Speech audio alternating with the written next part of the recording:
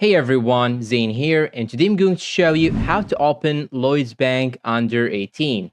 Now, first thing you should do is to simply open your browser, then type here on the top Lloyds Bank account under 18. After you type that in the search bar, you will get these results. Just click on the first option right here under 19's account. And now after you click on it, it will show you this page. And here, as you can see, you will have all the details about the account, the details about the earning interest. And when you click on this right here, you will find more and more about the account and what features you will get from it. And when you scroll down right here, you will find out that they have extra account features for 16 and 17 years old. Now let's go up again and click on ready to apply. When you click on it, it will show you this page. Now it will show you each age category has its own features and has its own rules and requirements. So here, as you can see, if you are 11 or 12-year-old, this application should be done in a branch. So you cannot open an account online. You should go to one of their branches. And as you can see right here, online applications cannot be completed. When you click on the 13 or 14, you can do that by going online or by using the mobile banking app. Now let's click on this option 15 and 17. Then I'm going to click on apply now, and after I click on apply now, it will redirect me to this page. It will show you this QR code. You can scan it in order to go directly to the mobile application, and this is actually a necessary step because we will have to take a picture of the ID in order to prove the identity. But now in my case, I will just continue using the website, then I will use the mobile phone to take a photo of my ID later on. So I'm gonna click on continue, and after that we'll ask you some questions. Are you an existing